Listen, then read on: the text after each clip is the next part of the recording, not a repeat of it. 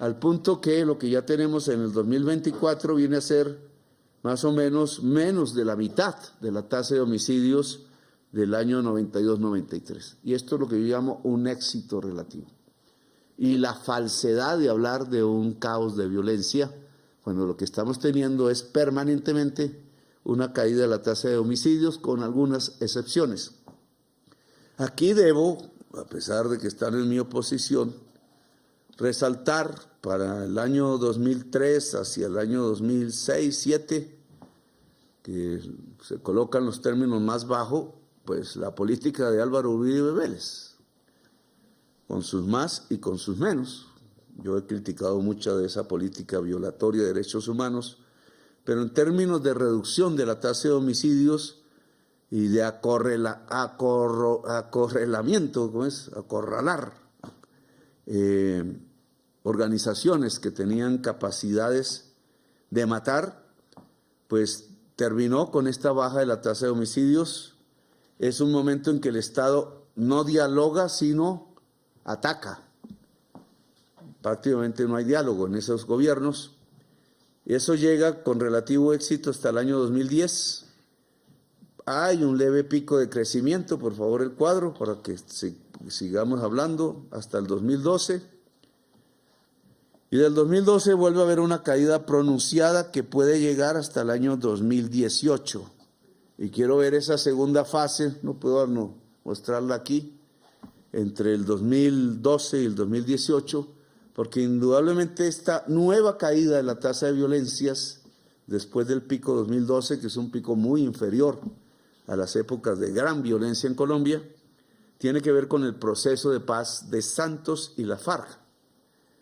Y en Colombia, pues nos llevaron a una polarización, si miramos estas dos fases, que ambas fueron exitosas en bajar la tasa de homicidios, una de ataque del Estado a fondo contra organizaciones delincuenciales, la otra de paz.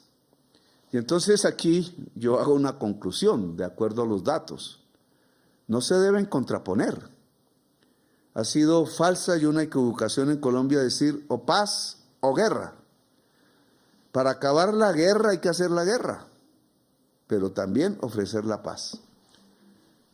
Popularmente se le conoce como garrote y zanahoria a la política, pero me parece, y por mi experiencia en estos años de gobierno, es que debe estar juntas la posibilidad de dialogar y hacer la paz siempre, porque es mejor ahorrar muertos, pero también la acción decidida del Estado, decidida es actuante del Estado contra las formas de criminalidad diversas. No es que el Estado se guarda mientras se habla de paz, sino que el Estado debe estar a la ofensiva sin disminuir la ofensiva, pero al mismo tiempo el gobierno debe hablar de paz. Y este es un punto que de este cuadro me parece una conclusión. Ustedes verán ya al final, años 2021, que vuelve a crecer, esa es la época del COVID, que salimos, ahí hay un salto en el mismo despertar de la sociedad, muy paradójico, hacia la violencia, pequeño, no logra sobrepasar niveles ya muy inferiores de tasa de homicidio, que se ha mantenido incluso en este gobierno. Y esto es clave, porque este salto no solamente tiene que ver con el COVID, sino, ojo, con hacer trizas la paz. Hay una devuelta a la violencia por el incumplimiento del acuerdo FARC y de Santos, hecho premeditadamente por el nuevo gobierno de Colombia que siguió después de Santos. Nosotros no hemos aumentado de ese nivel la tasa de homicidios. No me gusta, pero hemos quedado en los niveles en que los dejó Duque. Hay una leve tendencia a disminuir, pero es muy leve para sentirnos victoriosos. No hay un caos de violencia en este gobierno, esa es mentira política, mediática. Simplemente no hemos podido bajar los niveles de Duque.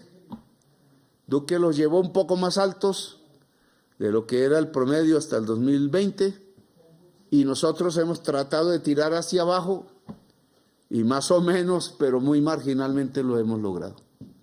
Luego, hacer trizas la paz es uno de los grandes errores de la política pública colombiana. Lo dije en mi intervención en el Cesar, el día viernes creo que fue. Esto tiene hasta nombres propios.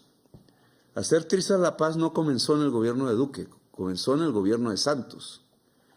Y no por voluntad de Santos, sino de muchos de sus colaboradores, y uno en especial, que yo voy a remarcar aquí, que es la Fiscalía de Néstor Humberto Martínez, que decidió sabotear el proceso de paz.